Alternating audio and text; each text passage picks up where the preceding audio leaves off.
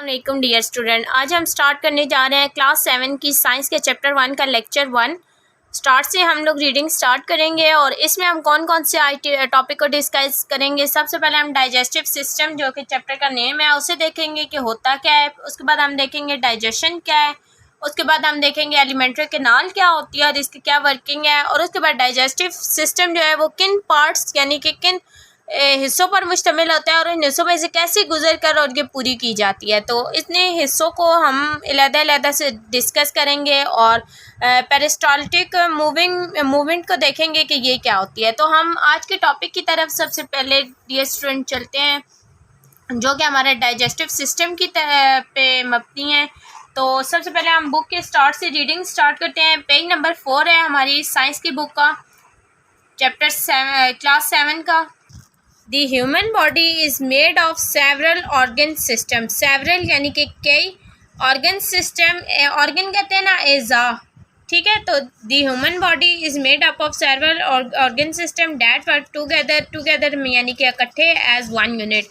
यानी कि जो इंसानी जिस्म है यानी कि इंसानी बॉडी है वो मिलकर बनी होती है कई ऑर्गन सिस्टम से, जो कि इकट्ठे एक यूनिट के तौर पर मिले होते हैं एक दूसरे से, ठीक है, बने होते हैं एक यूनिट के तौर पर।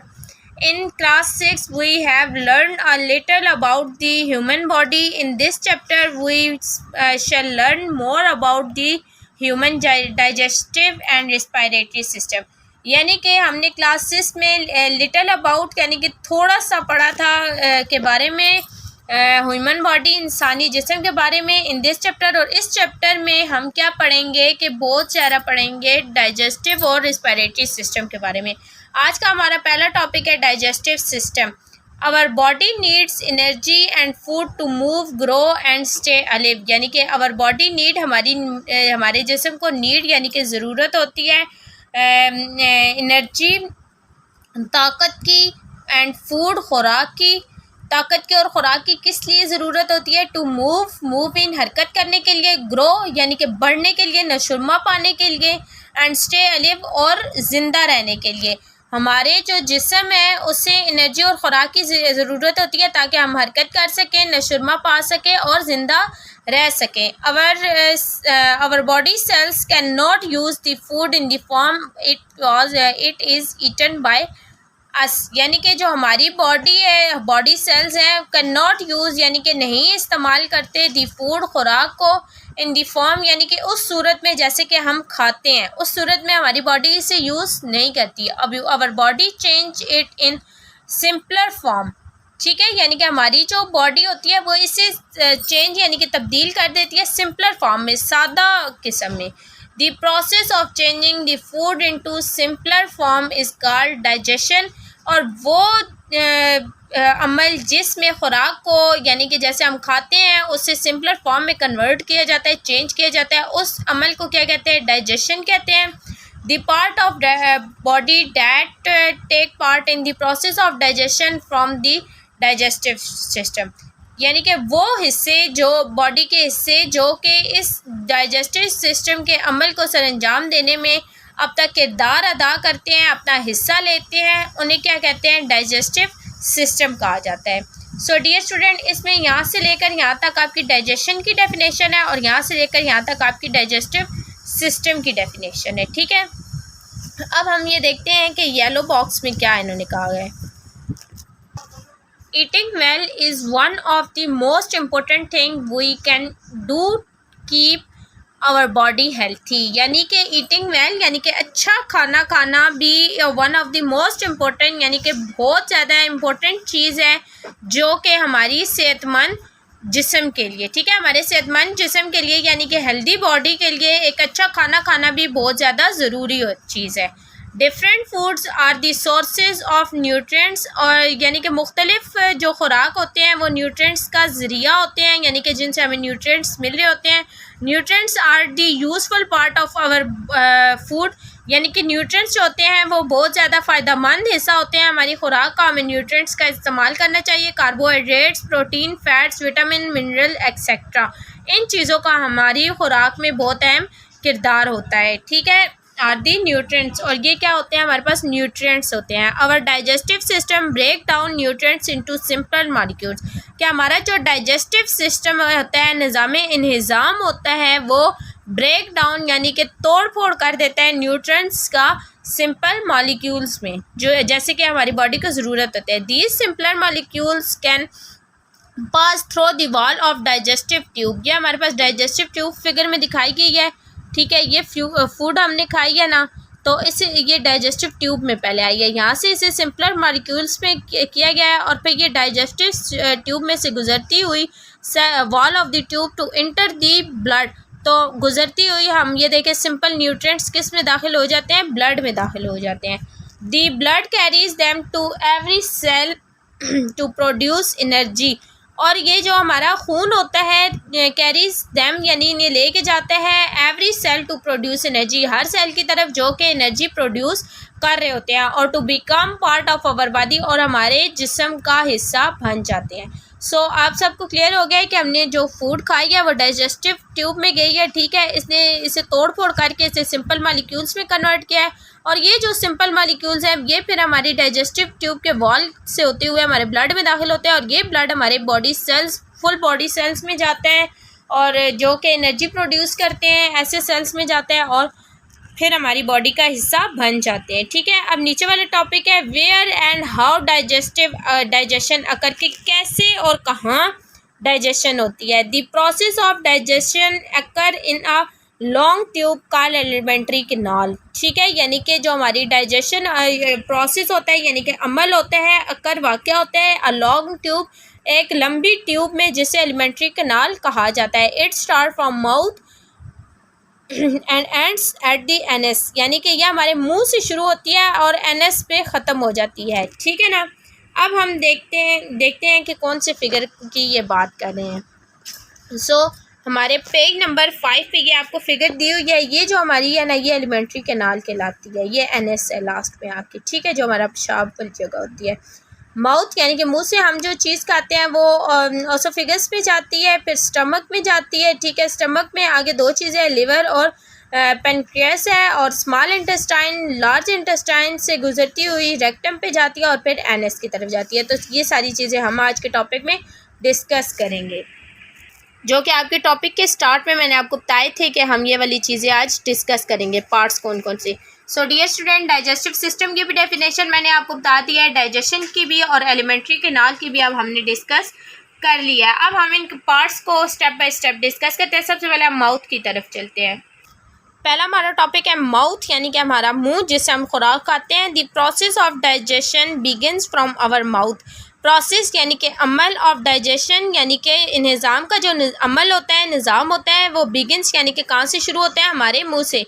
निज़ाम का जो निज़ाम है वो हमारे अमल हमारे मुंह से शुरू होता है। Our teeth break the food into small pieces by cutting and grinding, यानी कि हमारा जो दांत है, आवर टीथ, हमारे दांत ब्रेक यानी कि तोड़ते हैं द फूड, खुराक को, into simpler piece small pieces, छोटे टुकड़ों में, बाय कटिंग काट कर, और ग्राइंडिंग यानी कि पीस कर। हमारे दांत जो होते हैं वो खुराक को तोड़ कर और पीस कर छोटे छोटे टुकड़ों में तकसीम कर देते हैं। दी Tong mixes food with saliva, Tong कहते हैं ज़ुबान को, और स्लाइवा कहते हैं थूक को, यानी कि हमारी जो ज़ुबान होती है खुराक को थूक के साथ मिक्स करती है।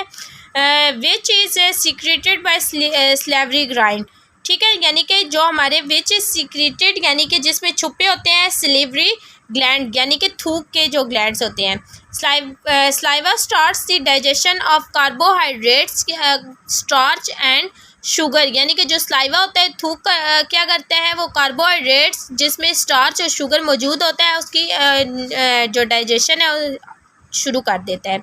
आफ्टर सम टाइम, कुछ वक्त के बाद, the food in the mouth become soft, तो हमारे जो मुंह में मौजूद खुराक होती है वो सॉफ्ट यानी कि नरम हो जाती है, एंड मॉइस्ट और नम हो जाती है, ठीक है, नमी सी उसमें आ जाती है। तो the tongue pushes this food to the back of our mouth, तो हमारी जो ज़ुबान होती है पुशेस यानी कि धकेल देती है फूड को, खुराक को, बैक ऑफ आवर, हमारे मुंह में पीछे की तरफ, ठीक है। तो ये माउथ का हमने देख लिया कि माउथ में क्या होता है कि सबसे पहले जो हम खुराक खाते हैं उसे हमारे दांत पीसते हैं और तोड़ते हैं। उसके बाद ज़ुबान में जो हमारा स्लाइवरी ग्लैंड होते हैं वो हमारे पास यानी कि थूक के साथ उसे मिक्स करते हैं। तो जब थूक लगती है खुराक के साथ तो वो नर्म और नमी सी उसमें आ जाती है, और फिर जब वो नर्म हो जाती है खुराक तो उसे हमारे जो ज़ुबान है वो पीछे की तरफ धकेल देती है। ठीक है ना।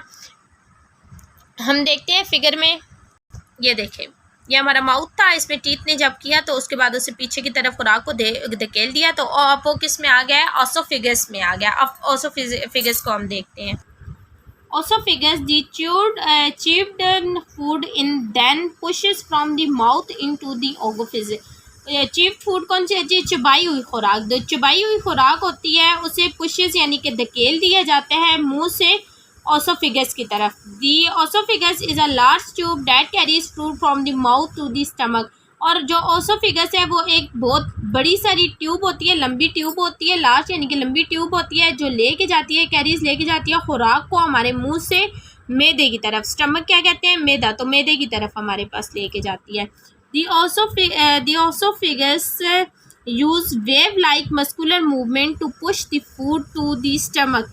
यानी कि जो ओसोफिगस होता है वो एक लहरनुमा मस्कुलर यानी कि एज़ा की हरकत का काम करता है जो कि हमारी खुराक को स्टमक की तरफ लेके जाता है। These wave like movement are called peristaltic movement and process is called peristalsis. यानी कि जो ये लहरनुमा हमारे पास मूवमेंट होती है, हरकत होती हैं, इसे पेरिस्टाल्टिक मूवमेंट भी कहा जाता है, और इस अमल को क्या कहते हैं? पेरिस्टालसिस। ठीक है ना। तो इसमें दो आपने डेफिनेशन याद करनी है, एक पेरिस्टाल्टिक मूवमेंट और एक पेरिस्टालसिस। ठीक है, ये दो। और ओसोफिगस का आपको समझ आ गया कि क्या था? हमारे जो माउथ था उसने ओसोफिगस की तरफ भेजा था और ओसोफिगस ने आगे से उसे स्टमक की तरफ भेजा। अब हम स्टमक को डिस्कस करते हैं। स्टमक हमारे पास क्या है? अवर stomach is a large J shape muscular bag. यानी कि हमारा जो मैदा है वो जे शेप का एक मस्कुलर बैग यानी कि एजाबी थैला है। It mix the food with digestive juice. यानी कि ये जो खुराक होती है उसे मिक्स करता है डाइजेस्टिव जूस के साथ। The digestive juice begins the digestion of protein, meat, egg, milk and pulses. यानी कि जो हमारा डाइजेस्टिव जूस होता है वो शुरू कर देता है डाइजेस्ट करना किस किस चीज़ को। प्रोटीन किस किस चीज़ में आ रही होती है? गोश्त में, अंडों में और दूध में, और बहुत सी सारी पल्सेस में। ठीक है। दी food spend about 4 hours in the stomach. जो हमारी खुराक होती है वो तकरीबन 4 घंटे हमारे मैदे में रहती है। The digestive juice is in the stomach also contain an acid. और जो ये डाइजेस्टिव जूस होता है ना, ये एक एसिड होता है। एसिड ऐसी चीज़ होती है, तुर्श होती है, चीज़ को गला देती है। ठीक है। तो इस पर एक एसिड पर मुश्तमिल होता है। The acid kills the germs present in our food. तो ये जो एसिड होता है किल्स यानी कि मार देते हैं जर्म, जरासीमों को, present in food, our food यानी कि जो हमारी खुराक में मौजूद होते हैं। It also help in the digestion of protein. और ये जो प्रोटीन होता है उन्हें भी हज़म करने में, डाइजेस्ट करने में बहुत अहम किरदार अदा करता है। तो स्टमक का आपको क्लियर हो गया है। अब नेक्स्ट हमारे पास स्टमक के बाद कौन सा हिस्सा आ जाता है? ये देखें, हमारे पास माउथ के बाद ओसोफिगस, फिर स्टमक के बाद अब कौन सा आ जाता है? Small intestine. इसकी तरफ हम चलते हैं। Leave our stomach. जब हमारा जो मैदा है वो खुराक को छोड़ता है, it pass on the small intestine, और वो स्मॉल इंटेस्टाइन में चली जाती है, पास यानी कि चली जाती है, which is a long thin tube coiled side और एब्डोमेन। यानी कि ये जो ट्यूब होती है लॉन्ग, लंबी होती है, थिन यानी कि पतली ट्यूब होती है, क्वाइल्ड यानी कि इन्हें कर्व से बने होते हैं। इनसाइड आवर एब्डोमेन, हमारे एब्डोमेन के अंदर। Final digestion of carbohydrates, fats and protein occur in the small intestine. पहले जो होता है वो हमारे स्टमक में किया जाता है, इसकी कार्बोहाइड्रेट्स वगैरह की जो डाइजेशन होती है, लेकिन जो फाइनल जो सही डाइजेशन की जाती है वो हमारी कहाँ पर की जाती है? स्मॉल इंटेस्टाइन में किया जाती है। 3 organ help in the digestion of food here. और 3 जो हिस्से हैं, एज़ा हैं, वो डाइजेशन में हेल्प करते हैं यहाँ पर। These are the liver, pancreas and wall of the small intestine. ये देखिए, यह स्मॉल इंटेस्टाइन में आई है, तो इसमें कौन कौन सी चीज़ें इस फूड को करने में? लिवर, पेनक्रियास और ये जो वॉल ऑफ इंटेस्टाइन है, ये 3 चीज़ें इसमें अहम किरदार अदा कर रही होती हैं।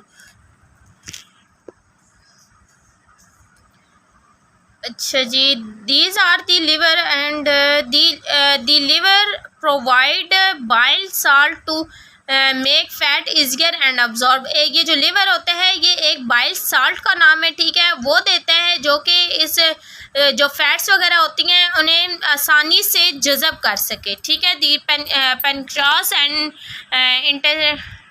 Intestinal walls secrets juices to digest the remaining food. और इनका क्या काम होता है कि ये एक किस्म के जूसेस से निकालते हैं जिससे वो जो रिमेनिंग फूड होती है वो डाइजेस्ट हो जाती है, ठीक है। ये बाइल प्रोवाइड करते हैं हमारे पास लिवर, और जो पेनक्रियास और इंटेस्टाइनल है ना, वो क्या करते हैं, यानी कि जो वॉल है उसकी स्मॉल इंटेस्टाइन की, वो क्या करता है कि जूस प्रोवाइड करता है जिससे वो चीज़ एब्जॉर्ब हो जाती है। दी absorption of digestive food also occur in the last part of the small intestine. और जो खुराक की जो डाइजेशन होती है वो स्मॉल इंटेस्टाइन के जो आखिरी हिस्सा होता है उसमें जज्ब हो जाती है या हल हो जाती है, ठीक है। The inner surface of small intestine has many finger like structure called villi. और जो इसका जो हमारे पास इनर सरफेस होती है ना स्मॉल इंटेस्टाइन की, वो यानी कि उंगलियों नुमा होती है, उंगली की तरह होती है, फिंगर लाइक, ठीक है। तो उससे उस साख को क्या कहा जाता है, विली कहा जाता है। दी डाइजेस्टिव विली की यहाँ पर डेफिनेशन आ सकती है, ठीक है, या एमसीक्यूज आ सकते हैं, आपको पता होना चाहिए विली क्या है। The digestive food passes into the blood through the wall of the villi. यानी कि जो डाइजेस्टिव फूड है वो ब्लड में, हमारे ब्लड में किस तरीके से दाखिल होती है, किसके ज़रिए, विली के ज़रिए। The blood carries from particles to all of the body.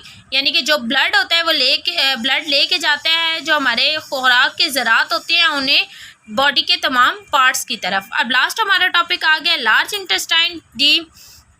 The undigestive part of food passes into the large intestine. अब वो खुराक जो हम खाते हैं वो डाइजेस्ट जो हो जाती है वो तो स्मॉल इंटेस्टाइन में चली जाती है, लेकिन जो डाइजेस्ट नहीं होती वो कहाँ पर जाती है, लार्ज इंटेस्टाइन में। Here the undigestive food has a large amount of water. और इसमें जो खुराक जो डाइजेस्ट नहीं होती उसमें एक बड़ी मिकदार में पानी मौजूद होता है, लार्ज अमाउंट, बड़ी मिकदार में। The main job of large intestine is to absorb extra water. और लार्ज इंटेस्टाइन का मेन काम क्या होता है कि जो इजाफी पानी है, मेन जॉब यानी कि बुनियादी काम, एब्जॉर्ब जज़ब करना, एक्स्ट्रा वाटर यानी कि इजाफी पानी, यानी कि इसका जो बुनियादी काम होता है वो क्या होता है कि जो एक्स्ट्रा पानी, इजाफी पानी आ रहा है उसे अपने अंदर जज़ब कर ले। दी अनडाइजेस्टिव फूड बिकम सॉलिड। यानी कि जो गैर हाजिम शुदा खुराक होती है वो एक ठोस शक्ल अख्तियार कर जाती है, and it is called faeces, ठीक है, और इसे फाइसिस कहा जाता है। The faeces is stored in the last part of the large intestine. और ये लार्ज इंटेस्टाइन के आखिरी हिस्से में स्टोर किया जाता है जिससे रेक्टम कहा जाता है। ये देखें यहाँ पर, ये लार्ज इंटेस्टाइन में जो हमारे पास ये रेक्टम में आ जाता है जो कि हम फुजला जिसे कहते हैं, ठीक है ना। The faeces store in the large intestine rectum, ये मैंने आपको बता दिया। वही pass the faeces out of our body through anus. और एनएस के ज़रिए हम जो हमारा फुजला होता है उसे हम बाहर निकाल देते हैं, ठीक है। वाशरूम में जैसे आप फुजला निकालते हैं वो हमारा एनएस के ज़रिए निकलता है, उसे फाइजेज कहा जाता है। सो डियर स्टूडेंट, आज के टॉपिक में आपको आई विश डाइजेशन क्लियर होगी कि पहले माउथ में जाती है, फिर ओसोफिगस में, फिर स्टमक में, और स्टमक उसे क्या करता है, फिर स्मॉल इंटेस्टाइन में जाता है वो उसे क्या करता है और इसमें कौन से पार्ट्स इन्वॉल्व होते हैं, फिर लार्ज इंटेस्टाइन में, फिर रेक्टम क्या होता है और एनएस क्या होता है। सो अब मैं आपको बताती हूँ कौन कौन से आपने इस चैप्टर में डेफिनेशन याद करनी है। इस टॉपिक में सबसे पहले आपने डाइजेस्टिव सिस्टम की डेफिनेशन याद करनी है, फिर डाइजेशन की, पहले एलिमेंट्री कैनाल की, और पार्ट्स के आपको नाम पता हो कि कौन कौन से पार्ट्स होते हैं और उनकी क्या वर्किंग होती है, ठीक है। ये लॉन्ग में अक्सर आ जाता है। और उसके बाद आपको पेरिस्टाल्टिक मूवमेंट या पेरिस्टालसिस पता हो क्या होता है, विली आपको पता हो क्या होता है, और फाइजिस क्या होता है। तो ये सारे आपने इस टॉपिक में याद करनी है। आई विश सब बच्चों को आज के चैप्टर क्लियर हो गया होगा जो हमने टॉपिक रीडिंग की है, और सबको अच्छे तरीके से सारी चीज़ें समझ आ गई होंगी। काइंडली मेरे चैनल को सब्सक्राइब करें, कमेंट करें, लाइक करें ताकि मुझे पता चले कि मेरी वीडियोस आपको कैसी लगी है। थैंक यू डियर स्टूडेंट, अल्लाह हाफिज़।